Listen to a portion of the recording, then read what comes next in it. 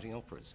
Agatha Christie, for me, slightly has an over-reliance on slightly sort of in-your-face clues, cigarette butts, broken buttons or cufflinks that fall out, right hand or left hand, that sort of thing. Her genius was in creating really quite wonderful variations on murder.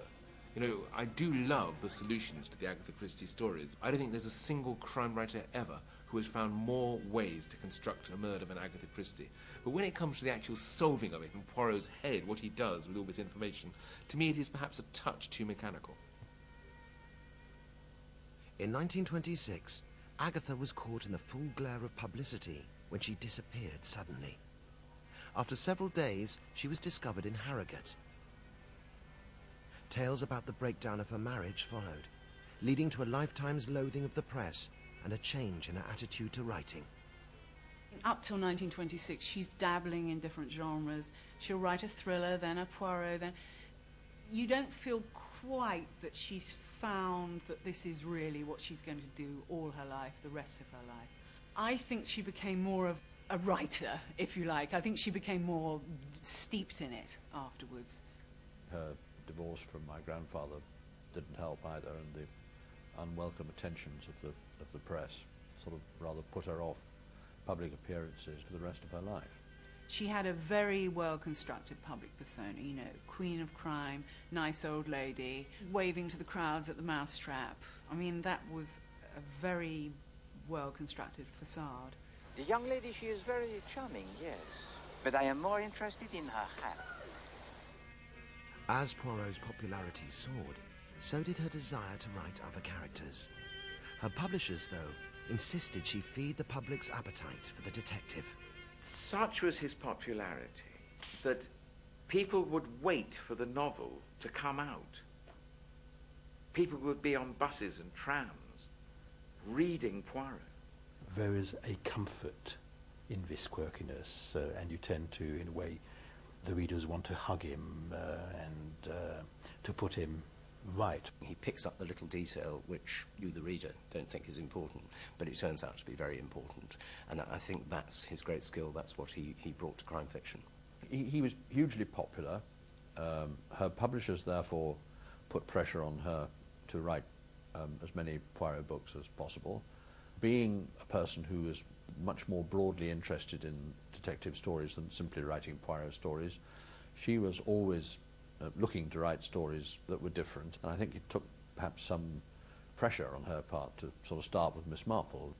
All the publishers wanted was Poirot, Poirot, Poirot, Poirot, and she thought, oh God, not another one of them. Agatha's novels featured toffs, squires, and the chattering classes.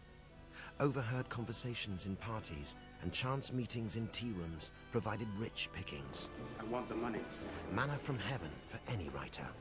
She is indeed most beautiful, Hastings. The most you would have seen, perhaps, was her scrabbling around for a piece of paper in her handbag and just writing a couple of notes down and putting it away again. Because she was very shy, she didn't want to be obtrusive. I don't think many people noticed the little grey cells working. She's very skilled at dialogue. What people say to each other in her novels is very clear and direct, and we all understand it. She is very, very good at dialogue, and I'm sure that comes from this observation, this overhearing and being able to duplicate how people talk. I shall think of you until I die. I once heard her quoted as saying that the best time for working out plots was when she was doing the washing up. So you get the feeling of this woman who always the mind was ticking away, she was working something out. And you get the feeling that she actually enjoyed writing. I mean, that seems to come across from the books. In 1930, Agatha married archaeologist Max Malone. She set murder in Mesopotamia on a dig in Iraq, a place she loved. But personal tidbits about her own life were strictly off limits. Some people believe that Agatha Christie put herself in her books in the character of Ariadne Oliver, who is a sort of crime-writing investigator. She has a Finnish detective who she's getting very bored with. Sven Herksson? My detective? Fictional, of course. And a lot of people say, this is Agatha Christie giving away something of herself. But I think she's being very clever and she gives away nothing, because that character of Ariadne Oliver is a sort of, she's sending herself up. I mean, to sit down and write a whole book. How wonderful. Fortunately, it's not just the writing. One has to think as well. The only thing that keeps me going is the thought of the serial rights. No, I don't see her as Agatha Christie. I see her as having great fun with Ariadne. It's the same as she has fun with everyone. Agatha had firm ideas about Poirot's look. When producers began adapting the novels on stage and screen, her reactions were mixed. She did see the first screening of Murder on the Orient Express with Albert Finney and a wonderful cast which she loved. There were some MGM films in the late 60s which she didn't like nearly as much. That's being pretty kind. Agatha died on the 12th of January 1976 at the age of 85. A decade later, BAFTA-winning producer Brian Eastman approached her family about making a television series featuring Poirot. Christie wrote 33 novels and 56 short stories about the Belgian detective. Her daughter suggested some of these shorter tales would be more suitable for the one-hour television format, and one actor in particular perfect for the role. I had just made a drama for the BBC called Blot on the Landscape, in which David Suchet had played Blot, and Agatha's daughter, Rosalind, who was running the estate at that time, said to me, and if you did want to do these short stories, why don't you ask David Suchet to star in it? Because I thought he was great in Blot, and I thought he would make a wonderful Poirot. There's another side to that story. They had also seen me playing Inspector Japp in 13 at Dinner with Peter Ustinov, and they had great pleasure telling me that I was possibly the worst Japp in the history of any film. And I already knew that. I played him like a bookie, not like the great Philip Jackson. Evening, Poirot. Chief Inspector Japp. Right, where's the body?